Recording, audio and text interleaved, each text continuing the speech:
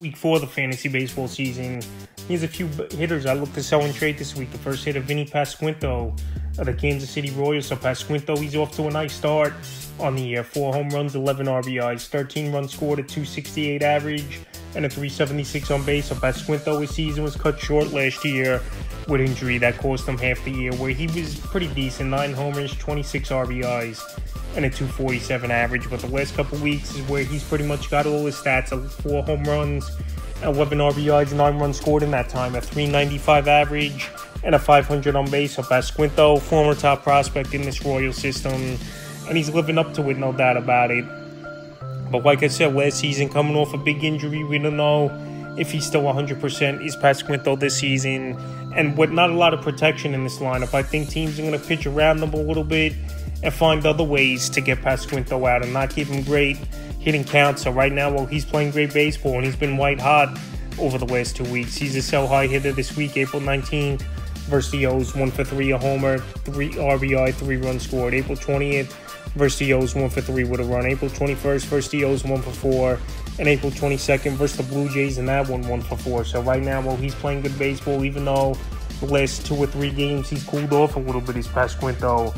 I look to sell him high this week because, like I said, he don't really have a track record. I know he's a former top prospect in the Royal system the last couple years, but we don't know which way it's going to go. So since he's playing good baseball, I look to sell him this week. Next hit, Dalton Varga of the Toronto Blue Jays. So I mentioned Varga as an ad and a guy who's picked it up over the last few weeks here. And on the season, 6 home runs for Varga, 13 RBIs, 15 runs scored, 2 stolen bases, a .245 average, and a .306 on base. So Varga, no doubt about it, has power, 25-30 home run potential, and a guy could steal 15-20 bases. But he's been white hot over the last few weeks here, where pretty much he's gotten all the stats in this time as well, with the 6 home runs, 13 RBIs in the last 2 weeks, 2 stolen bases, 11 runs scored, a .333 average, and a .368 on base. So Varga batting 5th in this Toronto Blue Jay lineup.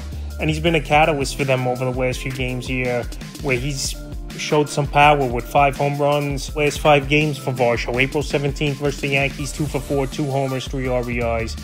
April 19th at the Padres, 0 for 4. April 20th at the Padres, 3 for 4, a homer, 3 RBIs, a stolen base, 2 runs scored. April 21st at the Padres, 1 for 3. And April 22nd at the Royals, 1 for 3 with a homer and 2 RBIs. So he's been on a home run tear. Obviously, a guy you just picked up off the waiver wire in most fantasy leagues, where a couple weeks ago he was only owned was Varga in 30% of leagues. So to pick someone up and then flip him in the deal, since he's been red hot right now, that would be the perfect time to do it. Because like I said, 5 homers in 5 games, that's peak value for Dalton Varga. And we know for the most part he's been a one-trick pony, and he's a sell-high hitter this week. The next hitter I look to sell in trades, Michael Busch, who's been on a home run tear as well with the Chicago Cubs. So Michael Busch, one of the hottest pickups in fantasy baseball over the last couple weeks here on the season. 6 home runs, 15 RBIs, 11 runs scored, a .309 average, and a .385 on base. But the last couple weeks, he's really been on the tear. 5 homers, 10 RBIs, 7 runs scored, a .317 average, and a .391 on base. So a couple things here with Michael Busch. He's not really going to be versing lefties a whole lot. I know he's got good versatility first and third base, but another guy to pick up off the waiver wire, and if you could flip him in a deal for some starting pitching, which obviously is hard to come by in the early going with a lot of injuries and just a lot of poor pitching all around in the major leagues. April 16th at the D-backs, 0 for 4 with a run. April 17th at the D-backs, 2 for 4, an RBI. April 20th in a doubleheader versus the Marlins, he only played 1 game, 2 for 4 in that ball game with a run, 2 RBIs. And April 21st versus the Marlins, 0 for 4. So like I said, Busch last week was on that power surge, 5 games in a row with a home run, but now he's totally cooled off with the powers, Michael Busch, but still someone I think you could get good value for. I'm not saying just dump these guys for anything, but I think he's not going to keep it up at these standards, even though he is a former top prospect as well in the Dodger system, where the Cubs didn't give up much to get him in the offseason. Next hit is Colton Cower of the Baltimore Orioles. So Colton Cower, he's been on a tear, and another guy who's a top prospect in the O system last year, where he had a cup of coffee in the major leagues. So right now, Cower, he's been white hot to start the season. 6 home runs, 17 RBIs, 10 runs scored, 3 stolen bases, an out-of-control 373 batting average and a 411 on base in 54 at-bats. So Colton Cower, he's doing everything right now for this Baltimore Oriole team. Like I said, last season only 61 at-bats, and this year he's already approaching that number, and he's been on a tear for Baltimore and fantasy owners over the last few weeks, where he was someone pretty much undrafted in most basic 10, 12-team leagues, but he's been a hot pickup and someone as well who's going to cool off. No way he's going to hit, obviously, over 350 the whole season. April 17th versus the Twins, 1 for 3. April 19th at the Royals, 0 for 2. April 20th at the Royals, 0 for 1, pinch hitting.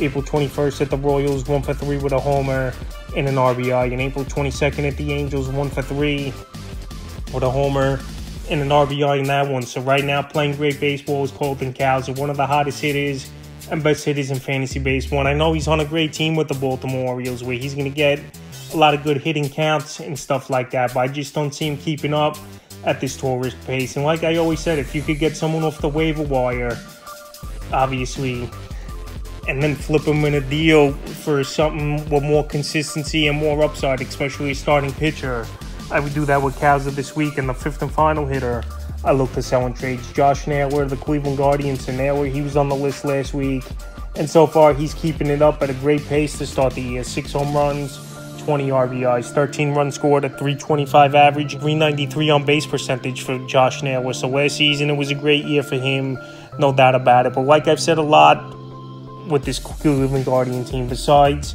obviously Jose Ramirez, Naylor, there's not a lot of consistency and a lot of protection. So right now, while Naylor's playing great baseball this season here to start the year, he's a perfect sell high candidate. Not saying he's going to totally fizzle out and not do much is Josh Naylor. This last season, he definitely had a successful season. 17 homers, 97 RBIs with a 308 and a 354 on base percentage. But I don't think he's going to keep up the power with his pace is Josh Naylor. Like I said, teams are going to start pitching differently, where there's not many threats in this Guardian lineup. So the last few games for now were April 17th at the Red Sox, 1 for 3. April 18th at the Red Sox, 1 for 4, rib.